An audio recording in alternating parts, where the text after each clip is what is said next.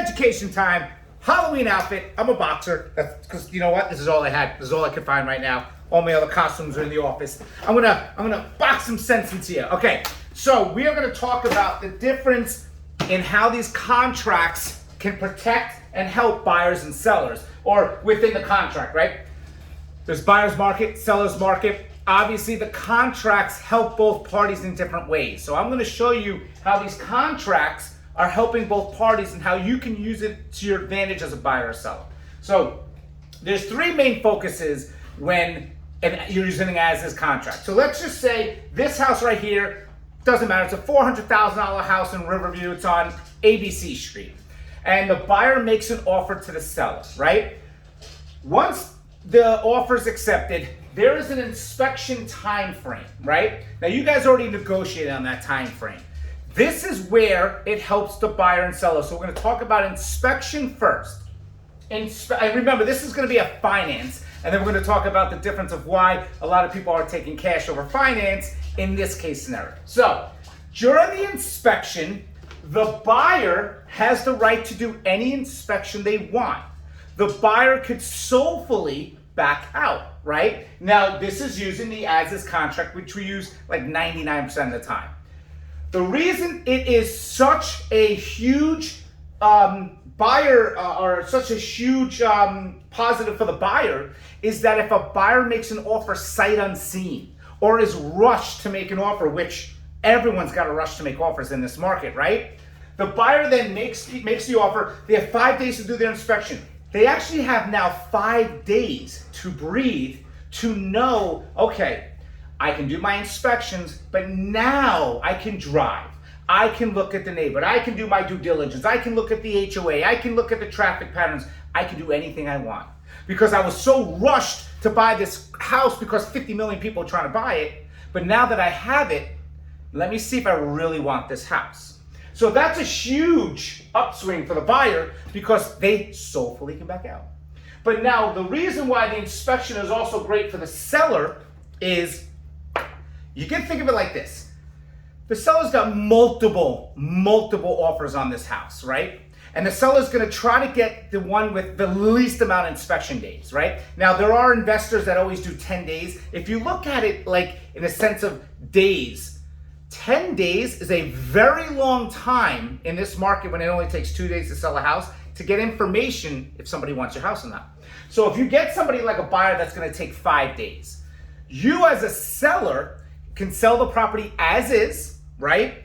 This inspection time frame, how it protects you is it's as is.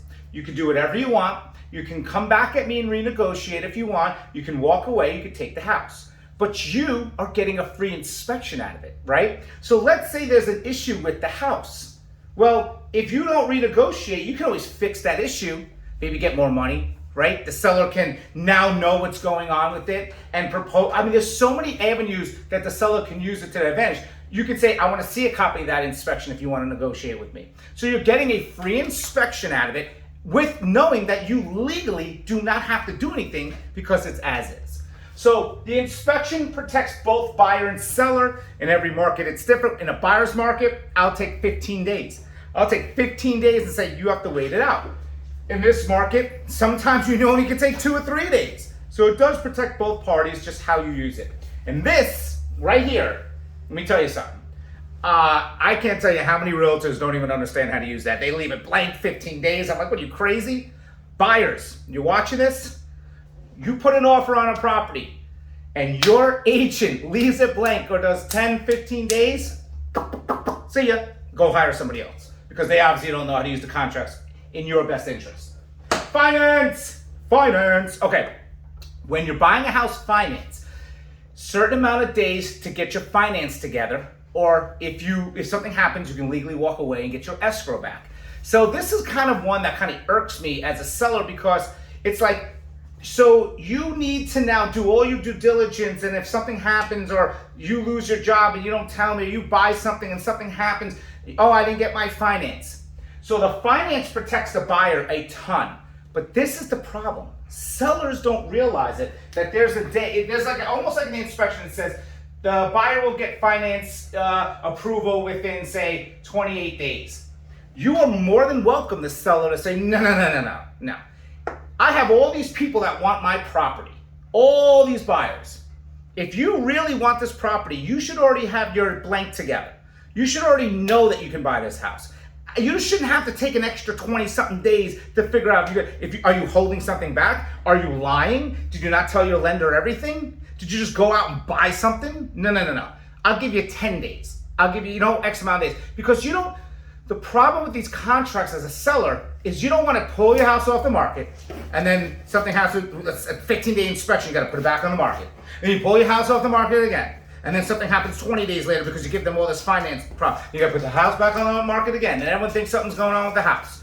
You, as a seller, need to protect yourself and say, I'm going to give you the short amount of time, right? So what I mean, again, how it protects buyers and sellers in different markets. In a buyer's market, the buyers will get way more time frames in these. In the seller's market, they're going to get less time frame, but they're still protected, right? So either way, you're still protected. It's just your time frame might be a little. And I'll tell you, I can't tell you how many sellers don't use that to their advantage.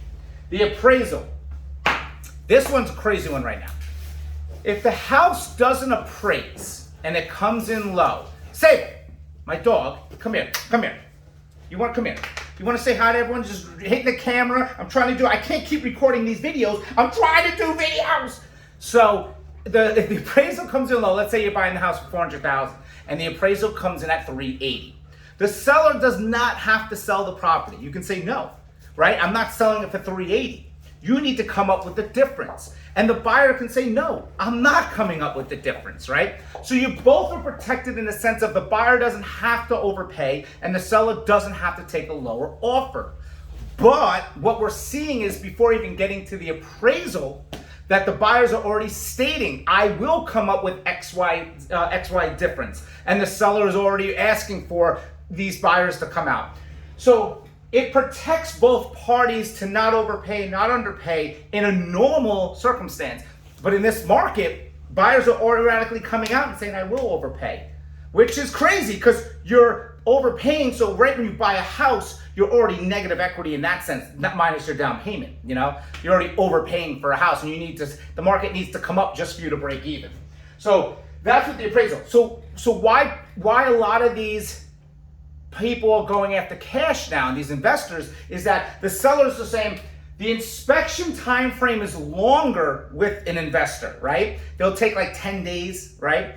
And on the 10th day, they'll either come back and say yes, no, or renegotiate. And a lot of them are actually doing, believe it or not, I can't stand half these investors, but now you're starting to see them change their ways because they got to fill out their portfolios. So once this is good to go and they give you the green light, there's no finance and there's no appraisal contingencies. That's it.